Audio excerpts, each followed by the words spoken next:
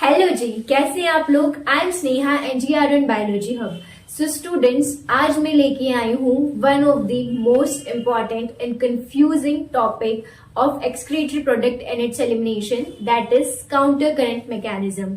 ये मुझे भी बहुत ज्यादा कंफ्यूजिंग लगता था एंड एट द एंड हम जो है वो एनसीईआरटी को रट के चले जाते हैं।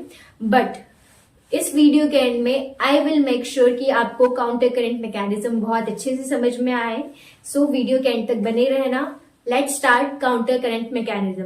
सो सबसे पहले बच्चों, काउंटर करंट मैकेनिज्म का मीनिंग क्या होता है। सो काउंटर करंट मैकेनिज्म जो है आपका, उसके अंदर काउंटर करंट का मतलब होता है flow of fluid in opposite direction. Opposite direction में फ्लूइड का फ्लो होना। नाउ इसका गोल क्या है, काउंटर करंट मैकेनिज्म क्यों है हमारी बॉडी में। तो काउंटर करंट मैकेनिज्म का मेन गोल होता है it is to concentrate the urine को कंसेंट्रेट करने में ये हेल्प करता है। Next, counter current mechanism operate कहाँ होता है, in the loop of Henle and vasa recta. ये वहां ऑपरेट होता है। Loop of Henle cortex to medulla extend करता है, ये हमको पता है। नाउ अब ये जो काउंटर करंट मैकेनिज्म है कैसे सेट हो रहा है, देखो हमको पता है कहाँ कहाँ हो रहा है counter current mechanism. Loop of Henley में एक डिसेंडिंग लिम्ब होता है और एक असेंडिंग लिम्ब होता है। तो डिसेंडिंग लिम्ब में फ्लूइड नीचे की साइड आता है, इट गेट कंसेंट्रेटेड, और असेंडिंग लिम्ब में फ्लूइड ऊपर की साइड मूव करता है, इट गेट डाइल्यूटेड। तो एक काउंटर करंट यहाँ बन चुका है, ठीक है। नाउ वासा रेक्टा, आपको पता है blood capillaries around the loop of Henley, ठीक है, वो भी यू शेप या हेयरपिन शेप स्ट्रक्चर ही होता है। सो वासा रेक्टा के अंदर भी ब्लड का इसी तरीके से फ्लो होता है, ठीक है। डिसेंडिंग लिम्ब में ब्लड नीचे जा रहा है, असेंडिंग लिम्ब में ब्लड ऊपर आ रहा है, ठीक है। तो एक काउंटर करंट यहाँ बन रहा है। एक और काउंटर करंट बनता है between the loop of Henle and vasa रेक्टा, ठीक है। क्या होता है कि वासा रेक्टा का जो डिसेंडिंग लिम्ब है it is parallel to the ascending limb of the loop of Henle. तो ये मान लो ये आपका वासा रेक्टा का डिसेंडिंग लिम्ब है और ये जो है आपका लूप ऑफ हेनले का असेंडिंग लिम्ब है। तो असेंडिंग लिम्ब के अंदर फ्लूइड ऊपर जा रहा होता है, फिल्ट्रेट ऊपर जा रहा होता है, और डिसेंडिंग लिम्ब के अंदर जो है आपका ब्लड वो नीचे आ रहा होता है, ठीक है। तो एक काउंटर करंट ये नीचे आ रहा है और ये ऊपर जा रहे हैं, तो एक काउंटर करंट यहाँ बन चुका है। एंड एक counter current between the descending limb of loop of Henle and ascending limb of vasa रेक्टा बनता है। तो जो आपका लूप ऑफ हेनले है उसका डिसेंडिंग लिम्ब में जो भी फ्लूइड है वो नीचे जा रहा होता है, और जो असेंडिंग लिम्ब ऑफ वासा रेक्टा उसके अंदर फ्लूइड ऊपर जा रहा होता है। तो इस तरीके से काउंटर करंट सेट होता है in the loop of Henle and vasa recta.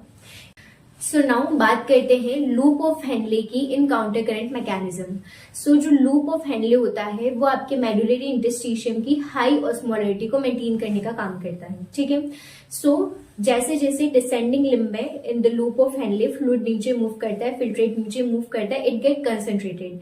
And descending limb of loop of Henle जो होता है it is permeable to water and impermeable to electrolyte. आपको पूरे काउंटर करंट मैकेनिज्म में ये चीज याद रखनी है कि descending limb it is permeable to water and impermeable to electrolyte. फिर असेंडिंग लिम्ब में जैसे जैसे फिल्ट्रेट ऊपर मूव करता है it get diluted, and ascending limb जो होता है it is permeable to electrolyte and impermeable to water. ये बहुत इंपॉर्टेंट लाइन है। पूरा कंसेप्ट काउंटर करंट मैकेनिज्म का इन्हीं से बनता है। तो एक और बार सुनो, डिसेंडिंग लिम्ब जो होता है it is permeable to water and impermeable to electrolyte. Ascending limb जो होता है it is permeable to electrolyte and impermeable to water, ठीक है। नाउ जो आपका फिल्ट्रेट बना है इन द पीसीटी वो आइसोस्मोटिक होता है विद दी आपका जो प्लाज्मा है उससे। आइसोस्मोटिक मतलब दोनों की ऑस्मोलरिटी सेम होती है, that is 300 milli osmol per litre, ठीक है।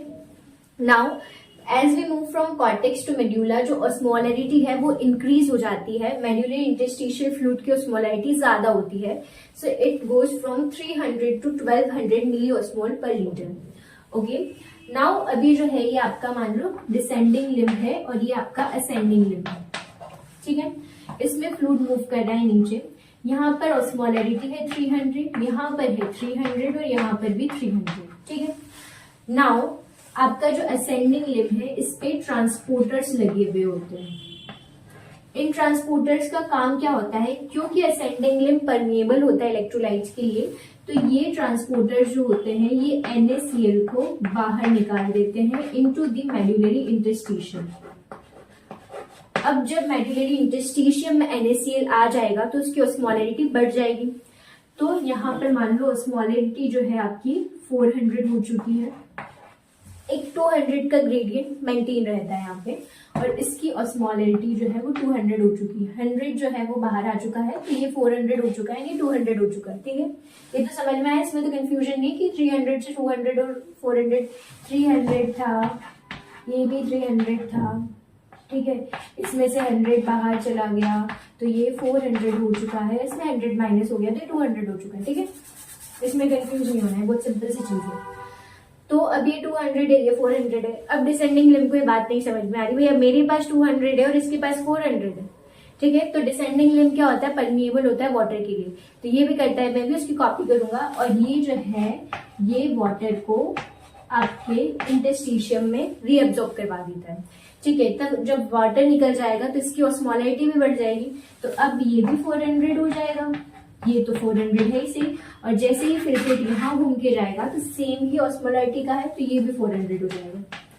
अब असेंडिंग लिम्ब फिर नहीं मान रहा, ये जैसे फिर और नीचे हम कॉर्टेक्स से मेड्यूला में एक्सटेंड करते हैं तो और ज्यादा NaCl को बाहर निकालता है, तो ऑस्मोलैरिटी को अब ये कर देता है और ज्यादा, मान लो इसने 600 कर दिया। फिर ये भी नहीं मानता है, जब ऑस्मोलैरिटी ज्यादा हो जाती है तो ये पानी को बाहर रीअब्सॉर्ब करवा देता है, और ये भी सेम ऑस्मोलैरिटी को मेंटेन करता है। ऐसे नीचे आते तो 900 हो गया, ये भी 900 कर लेता है। फिर नीचे आते तो ये 1200 हो गया, और ये भी 1200 कर लेता है। तो इस तरीके से मेड्यूलरी इंटरस्टिशियम और लूप ऑफ हेनले में जो रीअब्सॉर्प्शन हो रहा है वाटर और आपका NaCl जो आ रहा है, इस तरीके से मेड्यूलरी इंटरस्टिशियम की high osmolarity 1200 milli osmol per litre maintain होती है। Okay, now next we will understand the role of vasa recta in counter current mechanism. ठीक है, सो सबसे पहले वासा रेक्टा जो है वो ब्लड कैपिलरीज ही है, तो इसके अंदर इलेक्ट्रोलाइट और वाटर दोनों जो है वो एक्सचेंज हो सकते हैं, दोनों मूव कर सकते हैं। ठीक है, so as the descending limb of vasa recta से ब्लड नीचे की साइड फ्लो हो रहा होता है, और इधर जो है आपका असेंडिंग लिम्ब है आपका लूप ऑफ हेनले का। तो जैसे जैसे ये नीचे जाता है, नाउ अब ये नीचे जा रहा है ब्लड, तो ब्लड की ऑस्मोलैरिटी तो वही है आपकी 300 जो मिली ऑस्मोल पर लीटर है वही है। अब जैसे जैसे नीचे ब्लड मूव कर रहा है तो वो जो है इसकी ऑस्मोलैरिटी लो होती जा रही है, और वो हाई ऑस्मोलैरिटी वाले रीजन में मूव कर रहा है। ठीक है, तो हमको पता है as the concentration gradient high osmolarity to low osmolarity चीजें मूव करती है, तो जो आपका NaCl है वो इस ब्लड कैपिलरी के अंदर मूव करने लग जाएगा जैसे जैसे ब्लड नीचे की साइड मूव करेगा, क्योंकि मेडुलरी इंटरस्टिशियम की ऑस्मोलैरिटी ज्यादा है और आपकी ब्लड की ऑस्मोलैरिटी कम है, तो NaCl जो है वो नीचे नीचे मूव करेगा। ठीक है, वासा रेक्टा में ब्लड बहुत स्लो फ्लो हो रहा है, ये बात ध्यान रखना। ठीक है, अब NaCl अंदर चला गया है और पानी जो है वो बाहर निकल गया है। ठीक है, नाउ अब जब आपका वासा रेक्टा में ब्लड ऊपर की साइड फ्लो कर रहा होगा, तो जब ब्लड ऊपर जा रहा है तो मेडुलरी इंटरस्टिशियम की जो ऑस्मोलैरिटी है वो कम हो रही है। अब ब्लड की ऑस्मोलैरिटी तो क्या है 1200 मिली ऑस्मोल पर लीटर, और ऊपर जा रहा है तो भी वही मेंटेन किया हुआ है। तो जब आपका वो देखता है कि जो ऑस्मोलैरिटी है वो मेडुला टू कॉर्टेक्स कम हो रही है, तो high osmolarity to low osmolarity, अब ब्लड की ऑस्मोलैरिटी ज्यादा है तो ब्लड से जो है वो मेडुला के अंदर आपका सॉल्ट बाहर आ जाता है, और पानी जो है वो ब्लड के अंदर मीन्स आपके वासा रेक्टा में वाटर जो है वो अंदर मूव कर जाता है। तो इसने जब ब्लड नीचे आ रहा था तो वासा रेक्टा ने NaCl को अंदर लिया, इलेक्ट्रोलाइट को अंदर लिया, और आपका जो दैट मीन्स सोल्यूट को अंदर लिया। ठीक है, और आपका जो सॉल्वेंट है वाटर उसको बाहर निकाल दिया। जब ये ऊपर जा रहा है तो इसने वापस NaCl जो इसने मेडुला से लिया था इसको वापस दे दिया है, और पानी लेके ये चला गया है बाहर। अब तुम सोच रहे होंगे कि तो फिर वासा रेक्टा की क्या जरूरत है, लिया दे दिया क्यों? ठीक है, तो वासा रेक्टा का इंपॉर्टेंस समझते हैं इन काउंटर करंट मैकेनिज्म। ठीक है, मान लो वासा रेक्टा जो है अभी जिस तरीके से ये हेयरपिन शेप यू जो बना हुआ है जिसके अंदर काउंटर करंट मैनर में ब्लड फ्लो हो रहा है, अगर वो ऐसा नहीं होता, ठीक है, नॉर्मल ब्लड का फ्लो हो रहा होता, मान लो ब्लड का फ्लो नॉर्मल हो रहा है, तो जब ब्लड कॉर्टेक्स टू मेड्यूला में मान लो इस तरीके से सिंपल सा आपका ब्लड ऐसे फ्लो हो रहा होता, तो जब blood from cortex to medulla आता तो ब्लड की ऑस्मोलैरिटी तो कम हो रही थी, ठीक है, ब्लड की ऑस्मोलैरिटी तो 300 मिलीऑस्मोल पर लीटर थी, जबकि जैसे जैसे ब्लड नीचे मूव कर रहा था तो मेड्यूला की ऑस्मोलैरिटी बढ़ रही थी। तो मेड्यूला से जो आपका सारा NaCl है वो ब्लड के अंदर चला जाता और ब्लड सारा NaCl लेकर के बाहर चला जाता। तो मेड्यूला की जो आपकी ऑस्मोलैरिटी है वो मेंटेन नहीं रहती और मेड्यूला से सारा का सारा, मेड्यूलरी इंटरस्टिशियम से सारा का सारा सॉल्ट वॉश आउट हो जाता। ये चीज समझ में आई है, ठीक है। मेड्यूला से सारा का सारा जो है आपका पूरी जल्दी अंदर आ। सो नाउ समझते हैं role of vasa recta in counter current mechanism. Vasa recta की क्यों जरूरत पड़ रही है काउंटर करंट मैकेनिज्म के अंदर। सो देखो समझो, मान लो अगर आपका जो है वो वासा रेक्टा इस तरीके से यू शेप हेयरपिन स्ट्रक्चर नहीं हो रहा होता and blood vessels normally from cortex to medulla out of the kidney, cortex to medulla ही जाएगी, आउट ऑफ द किडनी जा रही होती, ठीक है। तो इस तरीके से आपकी ब्लड वेसल्स जो है वो जा रही होती, कोई हेयरपिन शेप स्ट्रक्चर नहीं होती। तो हमको पता है कॉर्टेक्स टू मेड्यूला जो है वो ऑस्मोलैरिटी बढ़ रही है। नाउ जो ब्लड है उसकी तो 300 मिली ऑस्मोलैरिटी है ही, तो ब्लड की ऑस्मोलैरिटी तो 300 ही, लेकिन कॉर्टेक्स टू मेड्यूला ऑस्मोलैरिटी बढ़ रही है। तो फ्रॉम हायर जो आपकी ऑस्मोलैरिटी है मेड्यूला की टू लोअर ब्लड की ऑस्मोलैरिटी में NaCl मूव कर जाता, ठीक है।